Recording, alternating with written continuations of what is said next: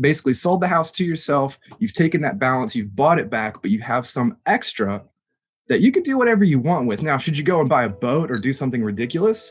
This is money that you've taken out of a growing asset that then needs to put back into another growing asset. So that's what we did with this cabin. We said, hey, we know that this place is going to be a good place to put our money for the time being, maybe for retirement or whatever.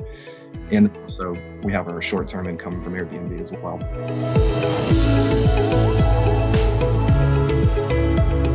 How to buy a cabin with no money out of your pocket? Yes, it sounds sensational, but it's true. Welcome to the Landis Look, where we take an inside look at the world of real estate. And today we're here with Ben, who is at a cabin that he bought without any money out of his pocket. Ben, thanks for being here and sharing your secrets. Happy to be here, man. It's beautiful up here in Blue Ridge. Man, that is living the good life, filming this video from Blue Ridge. And it is even a better life to do it without a humongous amount of cash needed to buy a property that, we'll get to this, is actually cash flow positive as well. All right, give us the scoop, Ben. How did this all come about? Where did you start to put this dream into reality? Oh, man. It really started back with my first home purchase. You know, when I bought my first house 7-8 years ago, this is before I was even in real estate. I sold it a few years later and I made money off of it. It was the craziest thing. I didn't think, I bought a house just to avoid dealing with landlords, and then suddenly I'm selling it and we have this. So that was how my first, just exploration into seeing how equity growth can enable you to move up worked. So bought that house, sold it, rolled that into a condo. And that condo that I own now, that I live in Atlanta, is also appreciating in value. So as that appreciation continued, I gained equity. And I was able to basically leverage that equity that I own in my condo right now and do what's called a cash out refi, and use that money, not my own savings, use that equity from my condo to put a down payment on this place. And with that cash out refi, one of the great things about interest rates dropping so much over the last year, especially if you had a loan on this from a while ago, yes, you're cashing out, but it doesn't mean like, hey, all of a sudden I have a mortgage payment that is double or triple what I had in the past. We took advantage of the interest rate drop. That's exactly right. So we purchased this cabin in September of 2020, and that was when interest rates were dropping into the twos. And so what we were able to do with our condo was, we had a higher principal balance that we had to pay off now, because when you do a cash out refi, you're basically getting a brand new loan. So you do have to start over from year 0 to year 30. Right? But since we had lower interest rates, our monthly payments for our condo did not change. And so now you have extra cash on hand, same monthly payment, and then the cash, that's what turned into this cabin? How did that work? Yeah, cash out refis are complicated. I mean, I would imagine folks listening right now are like, what in the world? How are you leveraging equity? And, give us a simple explanation then. Make it simple for us, Ben. What is the simple version of a cash out refi? The simplest way to think about it is to basically sell your house to yourself and buy it back from yourself. So let's say several years ago, you bought a house for $120,000. Mm-hmm. Put down $10,000. Your loan balance is $110,000, right? Let's say over a few years, you've paid off another $10,000 of that house. You now have $100,000 balance on your loan. That's how much you owe the bank, is $100,000. Yep. But you've got your 20 in equity, plus it's grown in value. Let's say you bought in a really hot neighborhood a few years ago. Now that house is worth $160,000. Yep. So you sell it to yourself for $160,000. The bank, you're going to pay them back that 100, but you're going to pocket that 60. But you still need to buy it back. So you got to take that 60.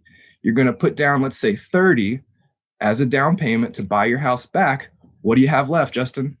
30. You got another 30 left in your pocket. So you've basically sold the house to yourself. You've taken that balance, you've bought it back, but you have some extra that you can do whatever you want with. Now, should you go and buy a boat or do something ridiculous? This is money that you've taken out of a growing asset that then needs to put back into another growing asset. So that's what we did with this cabin. We said, hey, we know that this place is going to be a good place to put our money for the time being, maybe for retirement or whatever. And also we have our short-term income from Airbnb as well. because your balance in that scenario went from 100 to 130. So you Sorry. do owe more, but you now have that $30,000 that if you want to invest it somewhere else where you think you're going to get a better return, you can do that. And in this case, you bought this cabin and it hasn't been that long, but you were telling me the other day the bookings, it's basically booked all the time and you're making money and also enjoying it this weekend as well. Yeah, it's my wife's birthday this weekend. We're up here having some fun. So it's been great to be able to come up here. And also, yeah, we have it on Airbnb and it's been great. It's been wonderful to have. So, yeah. So, Ben, if someone's thinking about doing this to kind of switch to the cabin standpoint, you're managing it yourself. How has that been? That can be intimidating for someone who hasn't done it before. It can be. I mean, I'm in real estate, so I kind of understand how to put up a listing and how to get good photos done and just make a property appealing. We've stayed at a ton of cabins, so we kind of know what people are looking for as far as amenities and just the space. Yep. I mean, look at this. We had to have that view. That is what people are looking for. Yes. And that's what I'm looking for too. I mean, it's great to come up here. And so, putting it on Airbnb, it's just a matter of listing it and then just managing the bookings as they come in. We've got a great person that we're working with that she does all the cleaning and all the laundry. Her husband's a handyman. Her cousin works on hot tubs and her son does lawns. So, we just call them up and they're able to come out there and they're super responsive. So we got lucky to find a team of folks who can really help us out whenever we need anything. So it's not been too bad to self-manage. Ben, it sounds so great. And I mean, to just recap this for folks, you took equity that you had gained from owning your condo, refinanced, took advantage of lower interest rates, so did not increase your monthly payment on your primary residence, invested that money into a cabin, which you are both enjoying and is cash flow positive. So you are now actually being paid to own this other property.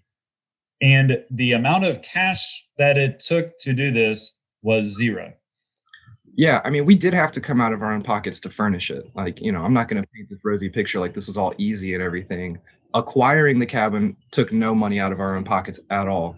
But certainly we did need to put some into, some repairs on the property and furnishing and decorating it. But yeah, that's basically the gist. Man, guys, if you are interested in doing this, we would be happy to give you more details, go into the specifics with you, because just picture yourself sitting there where Ben's sitting with that view. That is pretty awesome. So Ben, thanks for sharing this. And I hope that a lot of y'all out there will consider, hey, should I potentially do this? Or you can do this if you don't want a cabin. You can do this with an investment property or with some other investment as well. We appreciate you watching. Ben, thanks for sharing. Everyone, we'll see you next week.